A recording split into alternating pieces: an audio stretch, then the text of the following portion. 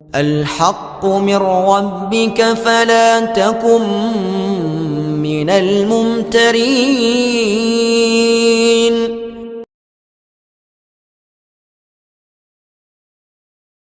Dukun dakwah Al-Haqqu TV, pembangunan asrama, panti asuhan dan pondok pesantren Al-Haqqu, serta pembangunan Masjid Islamic Center Al-Haqqu.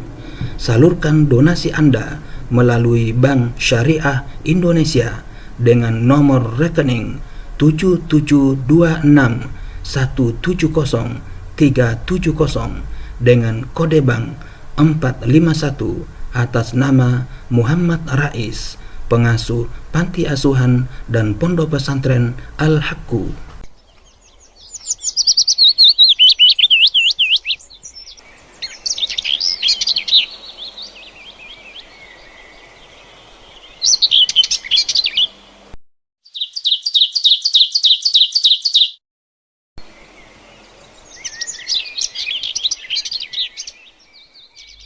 Bismillahirrahmanirrahim.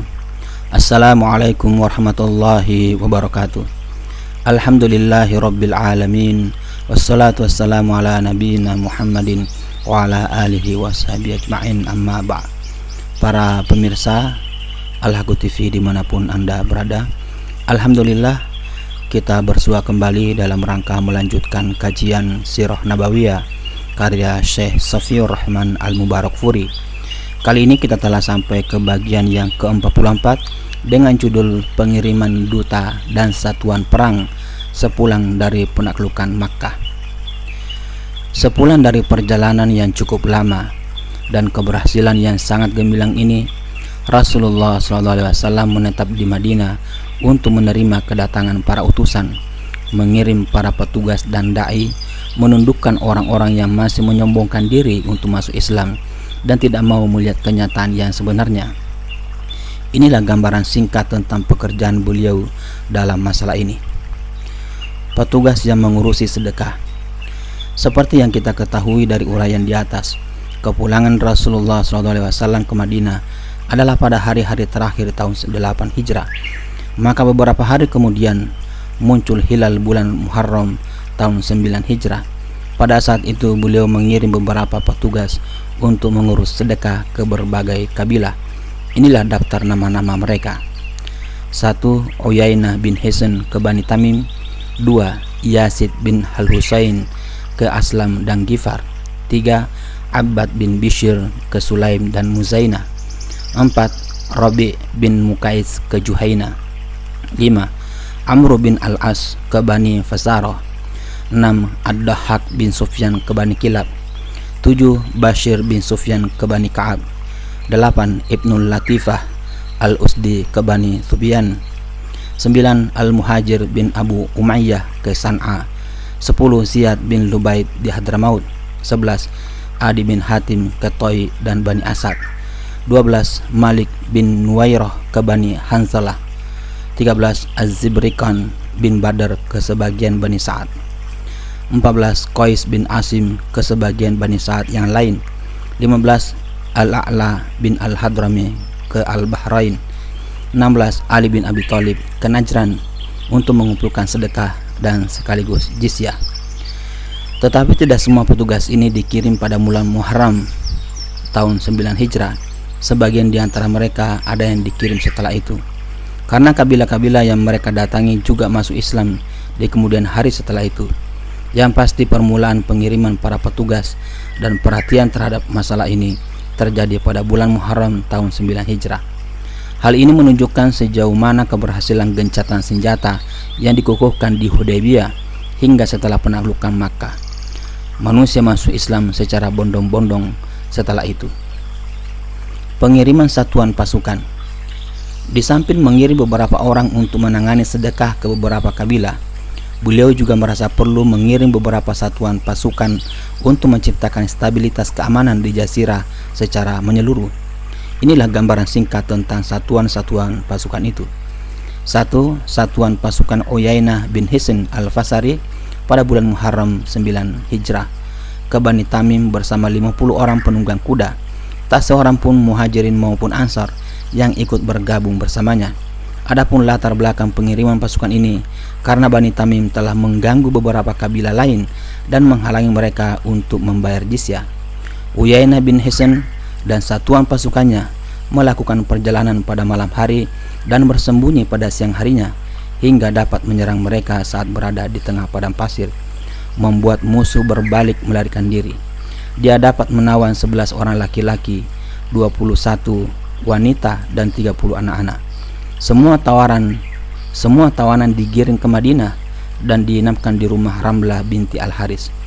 10 orang pemimpin mereka datang dan berdiri di ambang pintu Rasulullah SAW sambil berteriak, "Hai Muhammad, keluarlah dan temuilah kami." Maka beliau keluar dari rumah. Lalu mereka mengamit tubuh beliau sambil berbicara. Beliau hanya berdiri bersama mereka lalu pergi lagi hingga sholat zuhur. Seusai sholat, beliau duduk di serambi masjid. Rupanya mereka ingin memamerkan dan membanggakan diri. Karena itu mereka menghadirkan orator mereka, Utarid bin Hajib. Lalu dialah yang berbicara dengan beliau. Rasulullah SAW memerintahkan Sabit bin Qais bin Syammash, juru bicara dan orator Islam, untuk memberikan jawaban kepada mereka. Lalu mereka menghadirkan penyair mereka, Az-Zibriqan bin Badr, yang melantunkan syair dengan lagaknya yang pongah. Penyair Islam Hasan bin Sabit tampil meladeninya. Setelah dua orator dan 2 penyair itu selesai berbalas-balasan, giliran Al-Aqra bin Habis yang angkat bicara. Rupanya orator mereka, orang-orang muslim, lebih handal daripada orator kita. Penyair mereka lebih hebat daripada penyair kita, dan suara mereka lebih lantang daripada suara kita. Setelah itu mereka masuk Islam. Rasulullah SAW memberikan hadiah yang menarik kepada mereka dan juga membebaskan para tawanan mereka. 2. Satuan pasukan Qutbah bin Amir ke sebuah perkampungan dari Khas'am di Tabalah yang termasuk wilayah Turba pada bulan Safar 9 Hijrah. Qutbah pergi bersama 20 prajurit, lalu ditambah 10 orang lagi yang menyusul di belakangnya. Terjadi pertempuran yang sempit antara kedua belah pihak, sehingga banyak yang terluka di masing-masing pihak. Qutbah bisa membunuh beberapa orang musuh, hingga akhirnya orang-orang muslim bisa mendapatkan sejumlah onta dan domba, serta menawan para wanita ke Madinah. 3. Satuan pasukan Ad-Dahhak bin Sufyan Al-Kilabi ke Bani Kilab pada bulan Rabiul Awal 9 Hijrah. Satuan pasukan ini dikirim ke Bani Kilab dengan tujuan menyeru mereka masuk Islam. Tetapi mereka menolak dan bahkan melakukan serangan. Akhirnya mereka dapat dikalahkan oleh orang-orang muslim dan banyak di antara mereka yang menjadi korban. 4. Satuan pasukan Alqamah bin Mujassis Al-Mutlici ke pesisir Jeddah pada bulan Rabiul Awal 9 Hijrah bersama 300 prajurit. Beliau mengirim mereka untuk menghadapi orang-orang Habasyah yang berhimpun di sana untuk merampok dan menjarah penduduk Makkah. Alqamah datang ke sana dengan naik perahu. Ketika orang-orang Habasyah mendengar kedatangan satuan pasukan muslimin ini, mereka pun melarikan diri. 5. Satuan pasukan Ali bin Abu Thalib untuk mendatangi berhala milik Bani Toyye yang bernama Al-Quls untuk menghancurkannya pada bulan Rabiul Awal tahun 9 Hijrah. Rasulullah SAW mengirimnya bersama 150 orang penunggang kuda dan 150 orang penunggang onta. Beliau menyerahkan bendera hitam dan satu lagi bendera putih.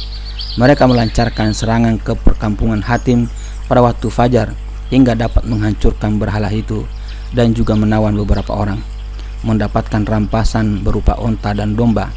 Di antara para tawanan itu ada saudari Adi bin Hatim yang saat itu melarikan diri ke Syam. Orang-orang muslim mendapatkan 3 pedang dan 3 baju besi di gudang Al-Quls. Di tengah perjalanan mereka membagi harta rampasan dan tidak membagi keluarga Hatim yang ditawan. Setelah tiba di Madinah, saudari Adi bin Hatim meminta belas kasihan Rasulullah SAW seraya berkata, "Ya Rasulullah, pelindungku sudah lari entah kemana dan orang tuaku pun sudah meninggal dunia. Sementara aku hanyalah seorang wanita yang tua, sehingga tidak ada yang bisa diharapkan dariku. Maka bermurah hatilah kepadaku, niscaya Allah akan bermurah hati kepada engkau. Siapakah pelindungmu? Tanya beliau. Adi bin Hatim jawabnya, orang yang lari dari Allah dan Rasulnya. Tanya beliau dan setelah itu beliau pergi meninggalkannya. Esok harinya dia berkata seperti itu lagi, dan beliau juga bersabda itu pula. Hari berikutnya dia berkata seperti itu lagi, lalu beliau membebaskannya. Saat itu di samping beliau ada seorang laki-laki yang berkata kepada saudari Adi, mintalah orang yang mengantarkan dirimu kepada beliau. Setelah dia memintanya, maka beliau memenuhi permintaannya. Wanita itu menemui Adi bin Hatim di Syam. Setelah bertemu, dia banyak bercerita tentang diri Rasulullah SAW. Lalu beliau berkata, beliau telah melakukan sesuatu yang tidak pernah dilakukan ayahmu. Temuilah dia, tak peduli apakah engkau suka atau tidak. Sesuai saran saudarinya, Adi bin Hatim menemui Rasulullah SAW tanpa seorang pun yang memberinya perlindungan dan tanpa selembar surat. Dia datang dan langsung menuju rumah beliau. Setelah Adi duduk, beliau menyampaikan pujian kepada Allah, kemudian mengajukan pertanyaan, apa alasanmu melarikan diri? Apakah engkau melarikan diri untuk mengatakan tiada ilah selain Allah? Apakah engkau memang mengetahui ada ilah selain Allah? Tidak, jawab Adi bin Hatim. Lalu dia mengucapkan sepatah dua patah kata. Engkau melarikan diri hanya karena dikatakan bahwa Allah adalah Maha Besar. Apakah engkau mengetahui ada sesuatu yang lebih besar dari Allah? Tanya beliau. Tidak, jawab Adi. Beliau bersabda, sesungguhnya orang-orang Yahudi adalah mereka yang mendapat murka, dan orang-orang Nasrani adalah mereka yang sesat. Aku adalah orang Muslim yang lurus, kata Adi bin Hatim, dan seketika itu wajahnya berseri-seri. Rasulullah SAW memerintahkan agar dia menginap di salah satu rumah milik orang Ansar. Setiap pagi dan sore beliau menjenguknya. Dalam riwayat Ibnu Ishaq dari Adi bin Hatim disebutkan bahwa Nabi SAW bertanya kepadanya, bukankah dulu engkau termasuk sekte Rukusiyah? Dia menjawab, begitulah. Bukankah engkau dulu berada di tengah kaummu dengan mengambil 1/4 harta rampasan yang diperoleh? Begitulah, jawabnya. Yang seperti itu tidak diperkenankan dalam agamamu. Baiklah, demi Allah. Adi bin Hatim menuturkan, dengan begitu taulah aku bahwa memang beliau adalah nabi yang diutus, bisa mengetahui apa yang sebenarnya tidak beliau ketahui. Dalam riwayat Ahmad disebutkan, Nabi SAW bersabda, wahai Adi, masuklah Islam, niscaya engkau akan selamat. Ku jawab, sesungguhnya aku sudah memeluk suatu agama. Aku lebih mengetahui agamamu daripada dirimu sendiri, sabda beliau. Engkau lebih mengetahui agamaku daripada diriku sendiri? Benar, bukankah engkau termasuk sekte Rukusiyah dan engkau mengambil 1/4 bagian dari harta rampasan yang diperoleh kaummu? Begitulah, jawabku. Beliau bersabda, yang seperti itu sebenarnya tidak diperkenankan dalam agamamu. Beliau selalu mengatakan hal ini hingga akhirnya aku tunduk kepada beliau. Al-Bukhari meriwayatkan dari Adi, dia berkata, selagi kami sedang berada di sisi Nabi SAW, tiba-tiba muncul seorang laki-laki yang mengadukan keadaannya yang miskin. Tak seberapa lama kemudian ada laki-laki lain yang mengadu bahwa dia habis dirampok. Beliau bersabda, wahai Adi, apakah engkau sudah tahu Hira? Jika umurmu panjang, engkau benar-benar akan melihat seorang wanita yang berada di dalam sekedup pergi dari Hira hingga tawaf di Ka'bah. Dia tidak takut siapapun kecuali Allah semata. Jika umurmu panjang, engkau benar-benar akan melihat seseorang yang keluar sambil membawa segenggam emas atau perak, mencari orang yang mau menerima emasnya itu, dan ternyata dia tidak mendapatkan orang seperti itu. Di akhir hadis ini Adi berkata, aku benar-benar melihat wanita yang naik sekedup dari Hira hingga dia dapat tawaf di Ka'bah, tidak takut seorang pun kecuali kepada Allah. Aku juga termasuk orang yang membuka kunci gudang Kisra bin Hurmuz. Demikian penyampaian materi Sirah Nabawiyah karya Syekh Safiur Rahman Al-Mubarakfuri bagian yang ke-44 dengan judul Pengiriman Duta dan Satuan Perang sepulang dari penaklukan Makkah. Semoga bermanfaat, lebih kurangnya mohon dimaafkan. Billahi taufiq wal hidayah.